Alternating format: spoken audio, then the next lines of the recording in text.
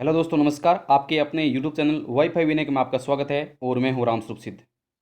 आज हम पढ़ेंगे कक्षा 12 राजनीतिक विज्ञान का चैप्टर है ये हमारा, जिसमें खंड ब की इकाई है फर्स्ट और इकाई का नाम है भारत का संविधान, भारत के संविधान की विशेषताएं।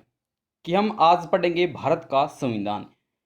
देखिए, ये कक्षा 12 की पुस्तक है, इसमें बहुत अच्छा कंटेंट दे रखा है, तो इसको हम सबसे पहले पढ़ते हैं। और ये जो भारत का संविधान है, ये कोई भी एग्जाम ले लो उसमें से यह प्रश्न जरूर आता है, क्योंकि एक विशेषता में से हमेशा प्रश्न आता है। तो चलिए, आज हम बात करेंगे भारत के संविधान की विशेषताएं। चलिए शुरू करते हैं। देखिए, ये एक अम्बेडकर जी ने लाइन लिखी थी कि मैं अनुभव करता हूं कि भारतीय संविधान कार्य संचालन योग्य है, लचीला है तथा इसमें शांति काल व युद्ध काल में देश की एकता बनाए रखने का सामर्थ्य है। ये डॉक्टर अम्बेडकर का था। अब देखिए, हम संविधान के बारे में थोड़ा सा पढ़ लेते हैं, उसके बाद में हम संविधान की विशेषता पढ़ेंगे। किसी भी देश के संविधान व राजनीतिक व्यवस्था में उस देश की आस्थाओं, विश्वासों, आधारभूत शाश्वत मूल्यों और सिद्धांतों के समेकित दर्शन होते हैं। भारत के संविधान निर्माताओं ने हमारे देश के ऐतिहासिक, सामाजिक, धार्मिक और राजनीतिक परिस्थितियों को ध्यान में रखकर संविधान का निर्माण किया। यानी ऐतिहासिक, सामाजिक और धार्मिक परिस्थितियों को ध्यान में रखकर हमारा संविधान बनाया गया है। उनका लक्ष्य एक लोक कल्याणकारी राज्य की स्थापना करना था। इसी लक्ष्य की पूर्ति के लिए उन्होंने संविधान की प्रस्तावना में संविधान के आदर्शों का स्पष्ट किया है। हमारे संविधान की अपनी विशेषताएं हैं जो उसे विश्व के अन्य संविधानों से अलग करती है। यानी जो हमारा संविधान है, अन्य देशों से अलग संविधान है और यह सबसे बड़ा भी है और लिखित भी है। ये हम आगे पढ़ेंगे विशेषताओं में। यह संविधान निर्माताओं की बुद्धिमत्ता व दूरदृष्टि का प्रमाण है, जिसको हम डॉक्टर अम्बेडकर जी का नाम मुख्यतः आता है कि उन्होंने विश्व के महत्वपूर्ण संविधानों के श्रेष्ठ गुणों का संविधान में समावेश किया है। उन्होंने भारतीय परिस्थितियों की आवश्यकता अनुसार उनमें वांछित परिवर्तन किए जाने का विकल्प रखा है, इसलिए इसे जीवन संविधान का दर्जा दिया गया है। यह हमारे देश का सर्वोच्च कानून है जो शासकीय तंत्र को सक्रिय रूप से काम करने व व्यवस्था संचालित करने हेतु दिशा निर्देशित करता है। आगे हम बात करते हैं। हमारा संविधान एक तरफ मौलिक राजनीतिक सिद्धांतों को परिभाषित करता है। किसको? मौलिक राजनीतिक सिद्धांतों को। वहीं दूसरी तरफ विभिन्न संरचनाओं और प्रक्रियाओं को भी स्थापित करता है। इस प्रकार में मौलिक अधिकार, नीति निर्देश सिद्धांत व नागरिकों के मूल कर्तव्य भी शामिल है। इसमें क्या, इस प्रक्रिया में देखिए, मौलिक अधिकार, नीति निर्देश तत्व और नागरिकों के मूल कर्तव्य भी शामिल है। अब देखिए, मौलिक अधिकार क्या होते हैं, नीति निर्देशक तत्व क्या है और मूल कर्तव्य भी क्या है, इनको भी हम आगे पढ़ेंगे, एक एक पॉइंट वाइज पढ़ेंगे।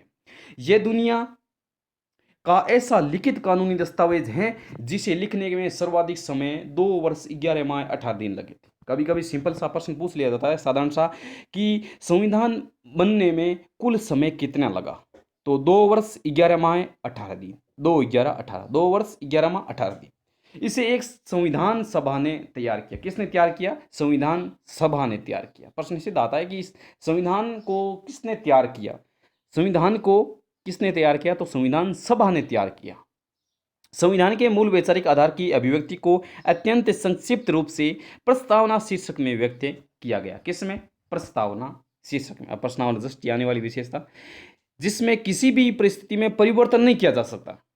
यानी मूल वैचारिक के आधार पर किसी भी परिवर्तन परिस्थिति में परिवर्तन नहीं किया जा सकता। हमारे संविधान में उन आदर्शों को सम्मिलित किया गया है जो संविधान की लोकतंत्र के प्रति प्रतिबद्धता, सभी लोगों की स्वतंत्रता, समानता और लोकतंत्र के प्रति प्रतिबद्धता, सभी लोगों की स्वतंत्रता, समानता व न्याय को सुनिश्चित करता है।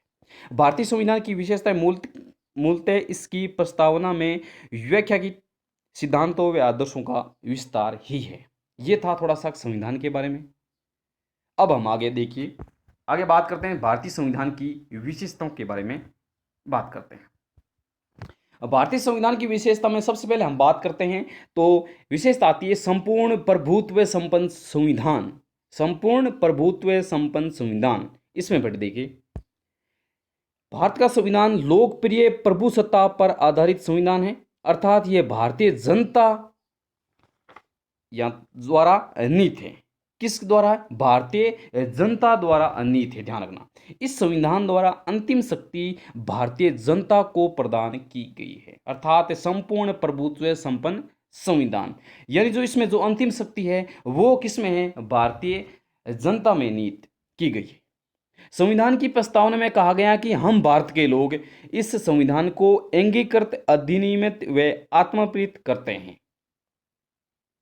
ये उद्देश्य कम दे रखा है, अर्थात भारतीय जनता ही इसकी निर्माता है। जनता ने स्वयं की इच्छा से अंगीकार, अधिनियम व आत्मप्रीत किया है, इसे किसी अन्य सत्ता द्वारा थोपा गया नहीं है, ध्यान रखना। तो ये इसमें जो अंतिम शक्ति है वो भारतीय जनता द्वारा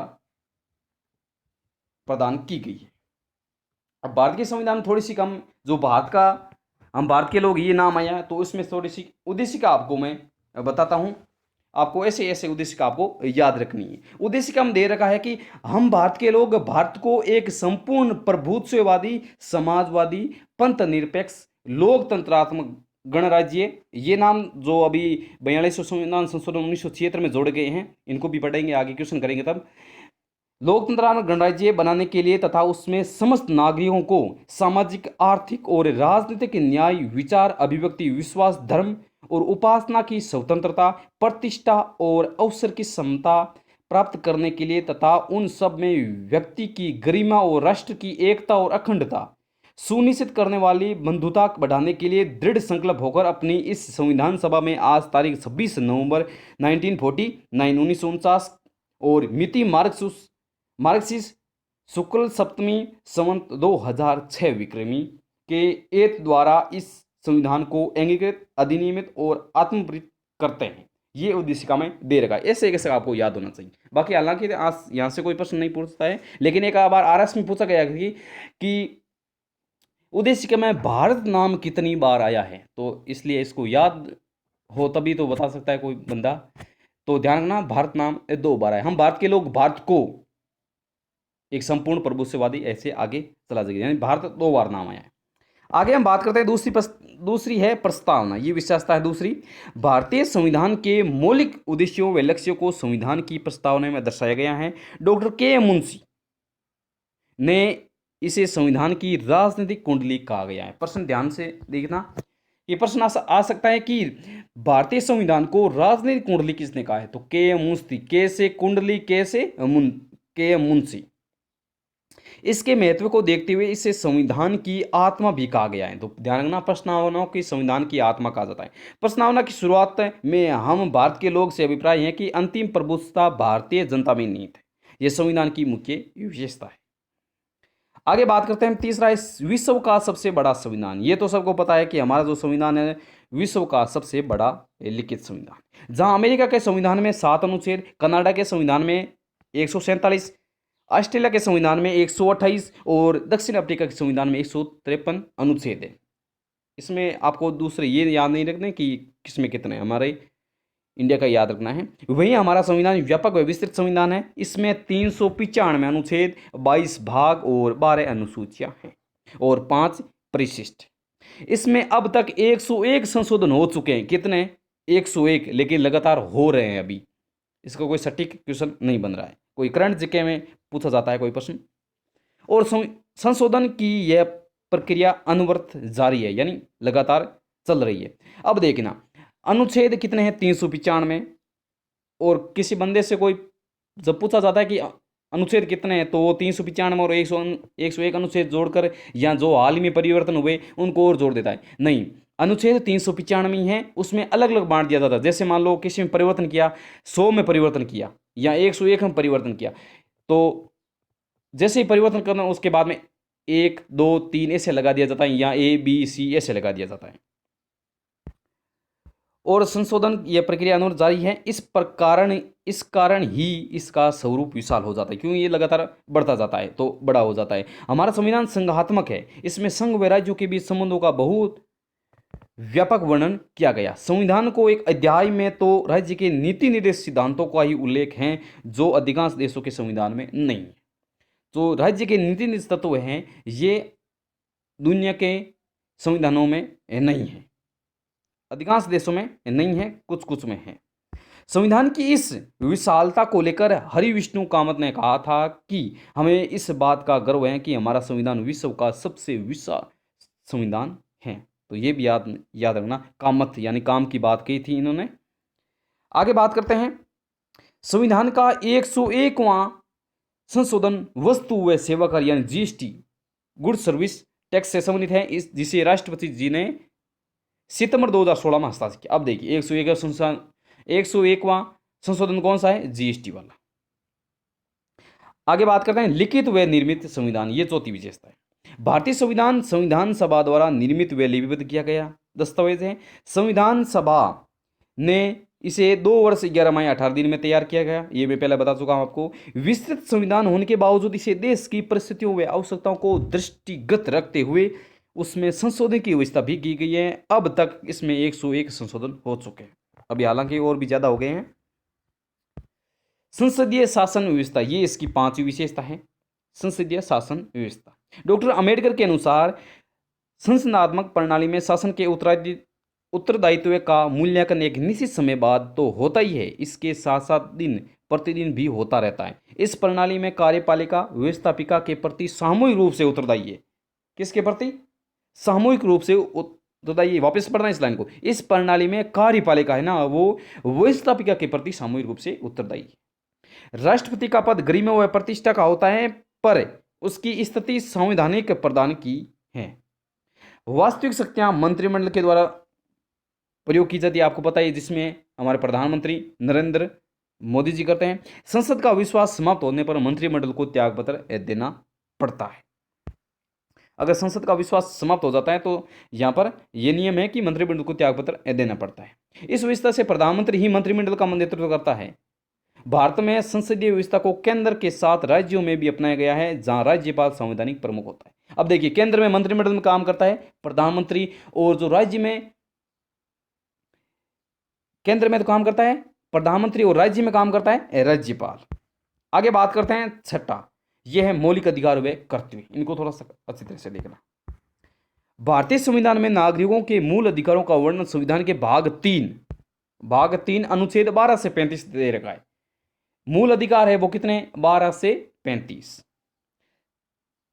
संविधान निर्माताओं ने 7 मौलिक अधिकार देश के नागरिकों को दिए थे। अब देखिए क्वेश्चन, एक बार यहां एक पेपर में प्रश्न पूछा गया था कि मूल रूप से मौलिक अधिकार कितने थे? 6, 7, 8, 9 ऐसे प्रश्न आ रखा है। तो देखिए अगर मूल रूप से पूछे तो 7 थे, लेकिन अभी वर्तमान में पूछे तो वर्तमान में 6 ही। जो संपत्ति का अधिकार है वो हटा दिया गया था। तो इस प्रकार इस क्वेश्चन को जल्दीबाजी में कर लेते हैं लोग और खुद सही मानने लग जाते, लेकिन उनको प्रश्न को आपको 2 बार पढ़ना चाहिए। अब देखिए अधिकार कौन कौन से हैं? पहला है समता का अधिकार, स्वतंत्रता का अधिकार, शोषण के विरुद्ध अधिकार, धार्मिक स्वतंत्रता का अधिकार, संस्कृति व शिक्षा संबंधी अधिकार, और संवैधानिक उपचारों का अधिकार, और संपत्ति का अधिकार। ये है 7 अधिकार। अब देखिए तो 7वां अधिकार है, भारतीय संविधान में 44वें संविधान संशोधन 44 के बाद संपत्ति के अधिकार को मौलिक अधिकारों की सूची से हटा दिया गया है।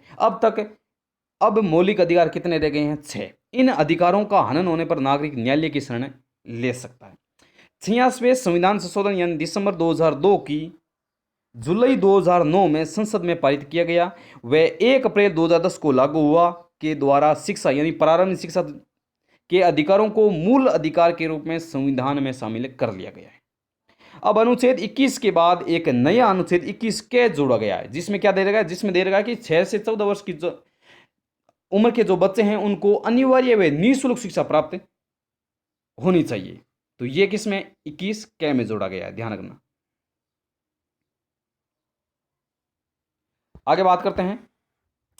याद रखें कि अधिकार स्वतंत्रता के अधिकार में, याद रखें कि ये अधिकार जोड़ा गया 21 के, ये किस में दे? स्वतंत्रता के अधिकार में जोड़ा गया कि बच्चा एक तरह से स्वतंत्र है, वो 6 से 14 वर्ष की आयु में किसी भी विद्यालय में जाकर पढ़ सकता है। आगे बात करते हैं को नागरिकों के अधिकार की, ये तो एक लाइन बताई थी इन्होंने, छागला ने, इस प्रकार ये लाइन यहाँ थोड़ा सा फीका आया हुआ है तो मैं आपको बता देता हूँ। आगे बात करते हैं 42वें संविधान संशोधन 1976 के द्वारा नागरिकों के 10 मूल कर्तव्य निर्धारित किए गए। कितने? 10 मूल निर्धारित, मूल रूप पहले 10 बात करते हैं, जिनका पालन करना प्रत्येक नागरिक का संवैधानिक दायित्व है। इसमें संविधान का पालन करना, भारत की संपूर्ण संप्रभुता, एकता व अखंडता की रक्षा करना, भाईचारे की भावना रखना, प्रकृति व पर्यावरण की रक्षा करना आदि प्रमुख कर्तव्य हैं। अप्रैल 2010 से लागू शिक्षा के अधिकार संबंधी 86वें संविधान संशोधन के द्वारा 11 मूल कर्तव्य जोड़ दिया गया। पहले कितने थे? 10वां। कब? 42वें संविधान संशोधन 1976 में। लेकिन 86वें संविधान संशोधन करके 11वां मूल कर्तव्य एक और जोड़ दिया गया। वो कौन सा था? वो है 6 से 14 वर्ष की आयु के बच्चों को शिक्षा के अवसर उपलब्ध कराना। और अभिभावक का कर्तव्य, किसका कर्तव्य है? ये अभिभावकों का कर्तव्य है कि वो बच्चों को पढ़ाई। अतः वर्तमान में मूल कर्तव्य की संख्या कितनी है? 11। कितनी है? 11। अगला आता है 7वां, राज्य के नीति निर्देशक तत्व। राज्य के नीति निर्देशक तत्व आयरलैंड के संविधान से प्रेरित होकर संविधान के भाग 4 में नीति निर्देशक तत्व कितने में? 4 में। राज्य के नीति निर्देशक तत्व वे विचार हैं जो भविष्य में बनने वाली सरकार के समक्ष पथ प्रदर्शक की भूमिका निर्वहन करते हैं। अब देखिए, इसको थोड़ा सा वापस पढ़िए। ये क्या कहता है? राज्य के नीति निर्देशक तत्व में विचार हैं जो भविष्य में बनने वाली सरकारों के समक्ष पथ प्रदर्शक की भूमिका निर्वहन करते हैं। यद्यपि इनके क्रियान्वयन के लिए सरकार को बाध्य नहीं किया जा सकता, ये न्यायालय में वाद योग्य नहीं है। तो प्रश्न पूछा जाता है कि वाद योग्य इसमें से कौन सी विशेष नहीं है? तो ध्यान रखना, जो राज्य के नीति निर्देशक तत्व हैं वे या वाद योग्य नहीं है। लोक कल्याणकारी राज्य के लिए आवश्यक होने के कारण किसी भी सरकार द्वारा इनकी अपेक्षा संभव नहीं है। अगली आती है 8वीं, समाजवादी राज्य। 42वें संविधान संशोधन 1976 द्वारा भारत को समाजवादी गणराज्य घोषित किया गया है। यदि भी मूल संविधान में यह शब्द प्रयुक्त नहीं था, समाजवादी शब्द ये मूल संविधान में नहीं था, बाद में ये जोड़ा गया। प्रस्तावना में यह शब्द भारतीय राज्य व्यवस्था को एक नई दिशा दिए जाने की भावना को दृष्टिगत रखकर जोड़ा गया, नई दिशा देने के लिए। आगे बात करते हैं वयस्क मताधिकार। यहां से बहुत शानदार प्रश्न बनता है। देखिए, हमारे देश के संविधान में 18 वर्ष की आयु प्राप्त प्रत्येक नागरिक को समान रूप से मताधिकार प्रदान किया गया है। यद्यपि मूल संविधान में कब? मूल संविधान में 21 वर्ष आयु थी इसकी। कितनी? 21 वर्ष आयु थी। और ध्यान से देखना, इसको 21 थी, लेकिन 61वें संविधान संशोधन के द्वारा इसकी आयु घटा कर दी 18 वर्ष। वापस देखिए, पहले आयु कितनी थी? 21 वर्ष की। भाई, जो वोट वही देगा जो 21 वर्ष का है। एक संविधान संशोधन हुआ 61वां, इसमें कह दिया गया कि अब आयु होगी वो 18 वर्ष होगी। 18 वर्ष का जो बालक बालिका है वो अपना मत दे सकता है। ये थी वयस्क मताधिकार। तो ध्यान रखना, 61वां संविधान संशोधन आप याद रखना। पंथ निरपेक्ष राज्य। भारतीय संविधान के अनुच्छेद 25 के अनुसार धर्म के क्षेत्र में प्रत्येक नागरिक को स्वतंत्रता प्रदान की गई है। धर्म के आधार पर किसी भी नागरिक से भेदभाव नहीं किया जा सकता, यानी किसी व्यक्ति से धर्म के बारे में भेदभाव नहीं किया जा सकता। अब देखिए, लोग कहते हैं कि धर्म निरपेक्ष, लेकिन ध्यान रखना, धर्म निरपेक्ष नहीं है, सही शब्द है पंथ निरपेक्ष। अब देखिए, धर्म के आधार पर होने के कारण लोगों ने जोड़ दिया कि धर्म निरपेक्ष था, लेकिन सही क्या है? पंथ निरपेक्ष। राज्य का कोई आधिकारिक धर्म नहीं है, राज्य का कोई धर्म नहीं है, सभी धर्म समान है। किंतु भारत में यूरोपीय मॉडल की भांति राज्य और धर्म के बीच पार्थक्य नहीं है। संविधान राज्य को अधिकृत करता है कि वह धर्म से जुड़ी कुरीतियों का निराकरण करने के लिए धार्मिक मामलों में मूल्य आधारित हस्तक्षेप करे। इसे प्रसिद्ध राजनीति शास्त्री राजीव भार्गव ने धर्म निरपेक्षता का उसूली फासले का सिद्धांत किया। अब देखिए, ये जो राजीव भार्गव ने धर्म निरपेक्ष का नाम ले लिया और आज से ये नाम चल रहा है धर्म निरपेक्ष। तो सही में ध्यान रखना, शब्द है पंथ निरपेक्ष। अगले आती है विलक्षण दस्तावेज। संविधान निर्माताओं की बुद्धिमत्ता व दूरदृष्टि का प्रमाण है। कि उन्होंने संविधान में जनता द्वारा मान्य आधारभूत मूल्य व सर्वोच्च आकांक्षाओं का स्थान दिया। हमारा संविधान एक विलक्षण दस्तावेज है। दक्षिण अफ्रीका तो इसे प्रतिमान के रूप में अपने देश को संविधान बनाने के तो काम में लिया है। आगे बात करते हैं एकात्मक व संघात्मक तत्वों का अद्भुत संयोग। अब देखिए इनकी आप हेडिंग याद रखना, और आप अगर थ्योरी पढ़ना चाहते हो तो इसमें वीडियो को रोककर आप थ्योरी पढ़ सकते हो। ज़्यादा कोई खास नहीं है, लेकिन आपके सामने मैं प्रस्तुत कर रहा हूँ।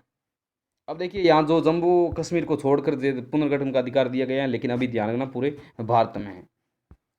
अगली आती है स्वतंत्र न्यायपालिका। इनकी विशेषताओं को आप एक बार पढ़ ले, कम से कम 20-22 विशेषता हैं, अच्छी तरह से पढ़ लेना आप, क्योंकि प्रश्न ज़्यादातर प्रश्न कैसा आता है कि इसमें से भारत की संविधान की विशेषता कौन सी है, नहीं है, ऐसा प्रश्न आता है।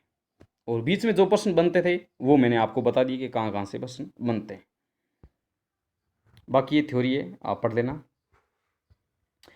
अगली आती है कठोरता व लचीलेपन का मिश्रण। अब देखिए इसमें थोड़ी सी पढ़ लेते हैं हम। भारतीय संविधान कठोरता व लचीलेपन का मिश्रण है। किसी भी देश की परिस्थितियों में बदलाव के साथ संवैधानिक संशोधन की आवश्यकता होती है। संविधान संशोधन के लिए भारतीय संविधान में संशोधन विधि अनुच्छेद 368 दे रखी है।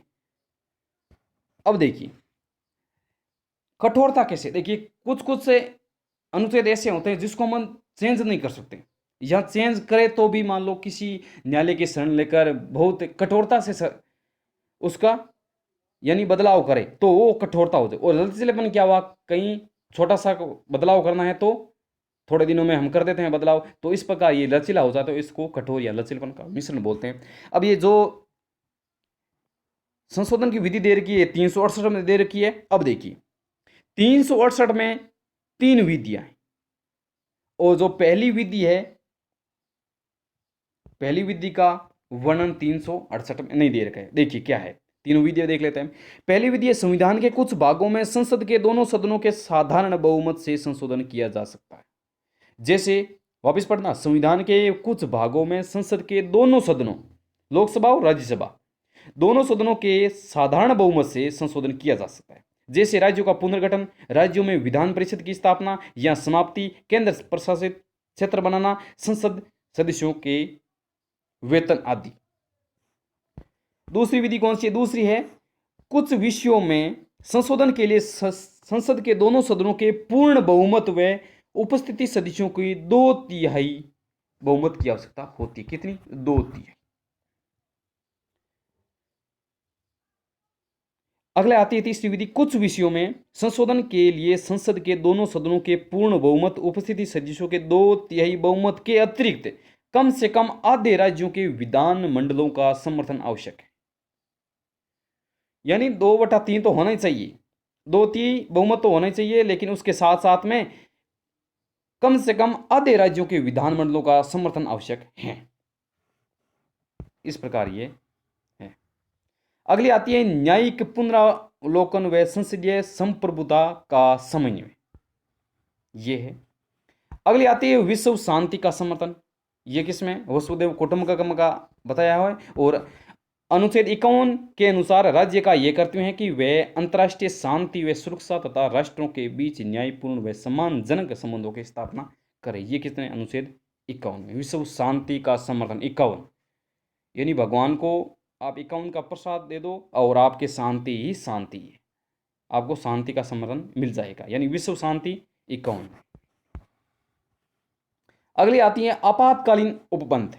ये भाग 18 में दे रखा है, और इनको पढ़ लेते। देखिए मेन है 352, 356 और 360, ये आपातकालीन। भाग कितने, 18 में। 352 में क्या दे रखा है, बाहरी आक्रमण, सशस्त्र विद्रोह एवं युद्ध की स्थिति में 352 लगाया जा सकता है। और अनुच्छेद 356 में कहा गया है कि राज्य के संवैधानिक तंत्र की विफलता की स्थिति में यह लगाया जा सकता है। और 360 अनुच्छेद में दे रखा है कि वित्तीय संकट उत्पन्न, यानी वित्तीय संकट उत्पन्न हो गया तो हम 360 लगा सकते। जैसे अभी वर्तमान में संकट, वित्तीय संकट आया नहीं, लेकिन जो कोरोना महामारी थी उसमें थोड़ा सा फर्क पड़ा है वित्तीय संकट के बारे में, लेकिन ये अनुच्छेद 360 लगा नहीं है। अगली आती है इखेरी नागरिकता। यहां देखिए हमारे संविधान में इखेरी नागरिकता कैसे, ऐसा नहीं है कि जैसे मान लो केंद्र का संविधान अलग है और राज्यों का संविधान अलग है। संविधान है वो हमारा सिर्फ इकहरी नागरिकता है, यानी सब पर समान रूप से लागू होता है। भारतीय संविधान द्वारा संघात्मक शासन की व्यवस्था की गई है और सामान्यतः संघ राज्यों के नागरिकों को दोहरी नागरिकता प्राप्त होनी चाहिए। कैसे दोहरी नागरिकता प्राप्त होनी चाहिए, लेकिन हमारे भारत में क्या है, इकहरी नागरिकता। प्रथम संघ की नागरिकता, द्वितीय राज्य की नागरिकता, यानी पहले तो संघ की नागरिकता होनी चाहिए और द्वितीय राज्य की। लेकिन भारतीय संविधान निर्माताओं का विचार था कि दोहरी नागरिकता भारत की एकता को बनाए रखने में बाधक हो सकती है, यानी भारत एक नहीं हो जाता, क्योंकि भारत केंद्र की अलग होती, राज्य की अलग होती, तो भारत का विभाजन हो जाता। विभाजन कैसे, यानी राज्य अलग काम करते और केंद्र अलग काम करता। तो इस प्रकार ये सिर्फ इकहरी नागरिकता ही बनाई गई है। संविधान निर्माताओं द्वारा संविधान में संघ राज्य की स्थापना करते हुए इकहरी नागरिकता के आदर्श को ही अपनाया गया है। आगे बात करते हैं लोक कल्याणकारी राज्य की स्थापना का आदर्श। ये इसकी विशेषता है। अल्पसंख्यक एवं पिछड़े वर्गों के कल्याण की विशेष व्यवस्था। अल्पसंख्यक, अब देखिए अल्पसंख्यक कैसे, अनुसूचित जाति और अनुसूचित जनजाति। देखिए 330 में और 332 में ये जातियां दे रखी है। 330 में है अनुसूचित जाति, 330 में अनुसूचित जाति और 332 में अनुसूचित जनजाति। अब देखिए इसके बारे में पढ़ते हैं। इनमें जो आरक्षण दे रखा है, प्रारंभ में यह व्यवस्था 25 जनवरी 1960 तक के लिए की गई थी, किंतु संविधान में संशोधन करके इसकी सीमा को बढ़ाया जाता रहा। अब 95 संवैधानिक 2010 के आधार पर आरक्षण की व्यवस्था को 25 जनवरी 2020 तक के लिए बढ़ा दिया गया है। अब और आगे बढ़ा दिया जाएगा। अनुच्छेद 335 में अनुसूचित जातियों व जनजातियों के लिए सरकारी सेवाओं में आरक्षण के लिए कोई सीमा निर्धारित नहीं की गई है। इसी तरह अन्य पिछड़ा वर्ग के लिए यानी ओबीसी के लिए केंद्र सरकार की सेवाएं सितंबर 1993 में से 27% आरक्षण लागू किया गया। आरक्षण कितना है, 27% ओबीसी को। तो ये था इस प्रकार कक्षा 12 राजनीतिक विज्ञान, जिसमें इकाई थी फर्स्ट भारत का संविधान। अब ये हो गया भारत के संविधान की विशेषता। अब इसमें एक टॉपिक रह गया है प्रस्तावना। ये मैं इतना ही बनाया क्योंकि वीडियो लंबा हो जाएगा, तो प्रस्तावना को हम अगले वीडियो में पढ़ेंगे। तो इस प्रकार हम राजनीति को भी साथ में क्लियर करेंगे। देखिए हमारे साइकोलॉजी चल रही है और हिस्ट्री भी साथ साथ में चल रही है, जिसमें मान लो बुकें चल रही है ये। तो मैं आपको देखिए 8, 9, 10 अगर टाइम मिला तो 6 से शुरू कर दूंगा मैं। तो एक बार आप ये समझ लें कि 8, 9, 10, 11 और 12 ये बुकें आपको करा दूंगा। और 11 में अगर चैप्टर अच्छे हैं लेकिन 12 में आ जाएंगे तो जो अच्छा लगेगा वो मैं आपको करा दूंगा। तो आप मेरे साथ बने रहेगा और अपनी पढ़ाई को लगातार जारी रखें।